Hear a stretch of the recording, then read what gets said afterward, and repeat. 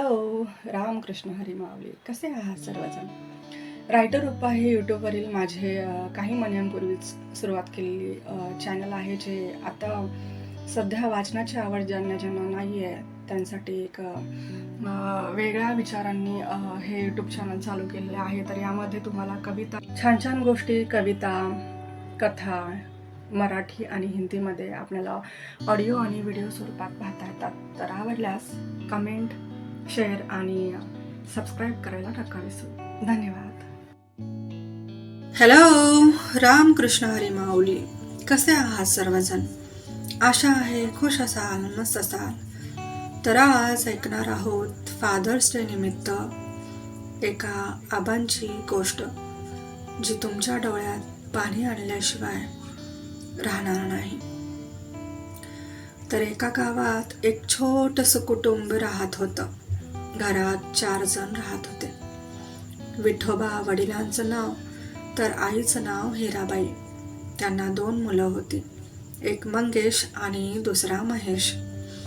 मंगेश लहान होता, नुकतंच कॉलेजमध्ये पदार्पण झालं होतं. तर महेशला कॉलेज संपवून पुढच्या शिक्षणाला हॉस्टेलवर ठेवलं होतं. मंगेश कॉलेजचं शिक्षण घेत होता. वडिलांना ही दोघेही आबा आणि आईला अक्का म्हणून आवाज देत. नुकतीच पेरणीची कामं सुरू झाली होती. शेतातील कामं आवरत आवरत आबांनी त्यांच्या पत्नीला हिराक्काला आवाज दिला. झाल्यात काय ग सड येचून? त्यावर हिराक्का म्हणाल्या, होय आलंय आवरत बघा, पण तुम्ही कसला विचार करत बसलाय झाडाखाली? त्यावर आबा म्हणाल, सांच्याला जरा सावकाराकडे जायला लागतंय. महेशच्या कॉलेजची फी भरायला पाहिजे ना व, पोराचं वरीच वाया जायला न ग. त्यावर हिराक्का म्हणाल्या, आव पायाला लागलंय ना व, किती करशील तरी पोरांसाठी. नुसता अभ्यास अभ्यास अभ्यास म्हणून खोलीत बसलेली असत्यात, कवा येत्यात तरी काय कोळपा धरायला? त्यावर आबा म्हणाल्या, अगं आपल्या काळात नव्हतं ग काय, पोरं तरी हुशार होऊ देत, शिकून मोठी होत्याल, तेच आपलं सुख बघ. त्यावर हिराक्का म्हणाल्या, पोटाला थोडा भाकरीचा तुकडा खाऊन जावा, कवा येशीला काय माहित. त्यावर आबा म्हणाल, नग येऊन खातो, भाकरी कुठं पळून जाते वय. सावकार कुठं तरी कामासाठी बाहेर जायचा आणि पोराचं वांद होऊन बसायचं, येतो जाऊन लवकर. आबा निघून गेलं आणि हिराक्का शेतातली कामं करू लागले. काही वेळात आबा एका सावकाराच्या वाड्यावर पोहोचले. वाड्यावर काम करणाऱ्या एका कामगाराला बोलवून म्हणाले, सतबा, ए सतबा, अरे मालक आहेत काय? त्यावर ते म्हणाले, लवकर भेटणार तर भेट आबा, कुठं बाहेर जाणार आहे ती. तसं लगबगीनं आबा सावकाराकडे मोठं मोठं पाय टाकत पोहोचले. आराम खुर्चीवरून उठत सावकार म्हणाल, विठोबा का रा आलतास? आज तर सुट्टी घेतला होतास ना? त्यावर ते म्हणाले, ते मालक पैसे पाहिजे होतं पोराच्या फीसाठी, गेल्या महिन्याचं दिवस भरल्यात तेवढं तरी घ्यायला म्हणून आलतो.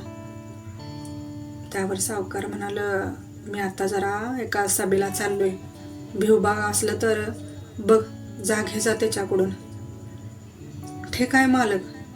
तसा सावकार तर निघून गेला आणि भिवबा पण आपल्या हिशोबाच्या चोपड्या बंद करून ठेवतच होता. एवढ्यात विठोबा म्हणाले, भिवबा जरा हिशोबाचं बघ की र, उद्या पोराची फी भरायची हाय. त्यावर तो म्हणाला, आबा आता खाती सगळीच बंद करत होतो बघ, पण आता तुझ्यासाठी म्हणून देतो, थांब. इतक्यात मालकीनबाईला विठोबा आलेले दिसले. त्यावर त्या म्हणाल्या, आबा आलेच आहात तर थोडं कामगारांना गोण्या उतरायला मदत करा आणि मगच जा. त्यावर भिवबा म्हणाला, अरे आबा उद्याच्यालाच आला असतास तर, तुला माहीत आहे ना वा, एकदा इकडं आलं की कामं लागतं या. त्यावर आबा म्हणाल, तुझं खरं आहे, पण पोराची फी उद्या भरायला पाहिजे ना वा. बरं ठीक आहे, तुझं आवरून ये कामं, पैसे काढून ठेवतो. आबा शेतात राबून आलेले आणि पोटाला काय नव्हतंच, त्यात पण इथं गोण्या उतरण्याची कामं लागलीच. काय काय एकाच आयुष्य असताना. कामं आवरून भिवबाकडचं पैसे घेऊन आबा मळ्यातल्या वाटेनं घराकडे निघाला. त्यात जोरदार हवा आणि सोसाट्याचा वारा सुटला आणि पावसाचं थेंब बी एका एका टिपूर मोत्यासारखं अंगावर पडू लागलं. बरं वाटत कुठलं घर बी गावं ना आडोशाला जायला. पैसे काय बी करून सांभाळावं लागणार म्हणून एका झाडाखाली आबा बसलं. काही वेळाने पाऊस कमी झाला. त्याच अंगानं धावत धावत आबांनी घर गाठलं. दारात उभा राहून हिरा हिरा अगं इकडे ये करत आवाज देऊ लागला. तशी हिराक्का धावत धावत आले. काय झालं ब? पैसे जरा भिजल्यात, चूल हाय का गरम, घे लवकर घे. तसं ते भिजलेलं पैसे दोघं बी सुकवायला लागलं. इतक्यात आबानं मंगेशला आवाज दिला. मंग्या ए मंग्या, झाला करा अभ्यास, जरा इकडे या. तसा तो दुसऱ्या खोलीतनं बाहेर आला. मंगेश म्हणाला, आबा काय झालं, पैसे भिजलं कसं? आबा बाजूला व्हा, बसा तुम्ही इथं, मी करतो सर्व बरोबर. म्हणत त्याच्या या वाक्यावर आबाला जरा धीर आला. आबा पाऊस आला तर थांबायचं कुठंतरी असा मंग्या म्हणाला आबाला. त्यावर आबा म्हणाले, परा कुठं थांबू, मळ्यात असताना आज पाऊस आला बघ, झाडाखाली थांबलो खरं असं झालं बघ. त्यावर मंग्या म्हणाला, अक्का आबासनी पाणी दे जरा, करतो मी सर्व ठीक. काही वेळात सर्व नोटा सुकल्या आणि आबाकडं पैसे देत मंगेश म्हणाला, आबा हे घ्या. तोवर मंगेश अभ्यास करू लागला तर हिराक्का जेवण करू लागली. काही वेळानं तिघे बी जेवायला बसली आणि जेवताना पहाट पहाट आबा उठून महेशला भेटण्यास हॉस्टेलवर जायचं आहे तोच विषय चालू होता. हिराक्काने केलेल्या 4 भाकऱ्या आणि सांडग्याचं सुक्क फडक्यात बांधून पहाटेच्या गाडीला आबा त्याला भेटायला निघाला.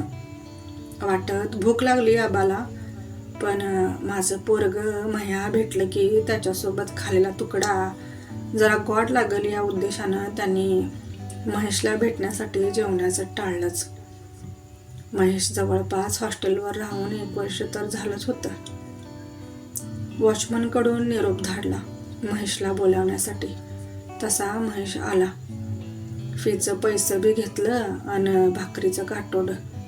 4 शब्द बोलला न बोलला तोवर महेश आबाला म्हणाला, येवा तुम्ही, आता क्लास सुरू होणार आहे माझा, मी येतो काही दिवसात गावी, मग बोलूच. त्याने एका शब्दानं बी विचारलं नाही, आबा जेवल्यासा काय?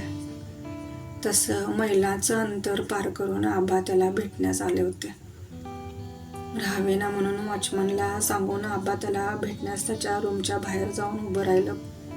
परत एकदा आबा दाराच्या आडाला होतं तोवर महेशचा मित्र त्याला म्हणाला, अरे भेटण्यास कोण आले होते?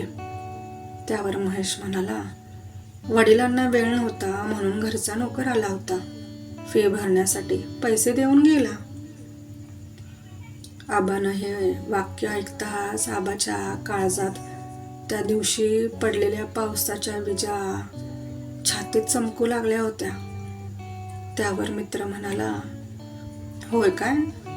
अरे मग जेवायला कॅन्टीनमध्ये बोलावलं असतास की, जेवून गेला असता. महेश म्हणाला, जेवतील कुठंतरी, त्यांचं ते पाहतील. असा महेश म्हणत दारा बाहेर आला तर पाहतोय काय, आबा दारात उभे. मित्र म्हणाला, अरे तुमचे कामगार इथेच आहेत की. त्यावर आबाला महेश बाजूला घेत म्हणाला, तुम्ही इथं काय करताय, गेला नाही अजून? इथं सर्वांना माहीत आहे मी एका मोठ्या बापाचा लेक आहे. तुमची कापडं पाहून सर्वजण प्रश्न करतील. तुम्ही निघा, माझ्या क्लासचा वेळ झाला आहे. आबाने इतकं ऐकलं आणि अटॅक यायचा इतका शिल्लक होता. इतकं सर्व ऐकून आबाच्या पायाखालची जमीन सरकली होती. कसं बस एकदा परतीची गाडी पकडून हिराक्काला आबाने सर्व हकीकत सांगितली. तिच्याही पायाखालची जमीन सरकली. आबा हिराक्काला सर्व सांगत असताना मंगेशने पण आडोशाला उभं राहून सर्व ऐकलं होतं. मंगेशच्या डोळ्यातून पाणी वाहू लागले. माझा भाऊ असा कसा वागू शकतो यावर त्याला विश्वास बसेना. कसं बस हिराक्काने आणि मंगेशने त्यांना जेवू घातले. त्या दिवसापासून आबा कोमे जायला लागले. त्यांचं मन कशातच लागेना आणि हळूहळू त्यांनी जग सोडून दिले. ज्या पोरांसाठी इतकं राबलं, रक्ताचं पाणी केलं, त्यांना शेतकऱ्याची लाज वाटावी, नोकराची उपमा द्यावी, हे त्यांना सहन झाले नाही. हिराक्का ऊर फुटून रडली. मंगेश जीव तोडून रडला, पण आबा काही परतलं नाही. महेशच्या स्वभावाचा परिणाम आबा गेलं आणि सर्वांना पोरकं करून गेलं. आबा गेल्यापासून मंगेशचं सारं जग पोरकं झालं. वाईट वागलं कोण आणि भोगायला कुणाला आलं.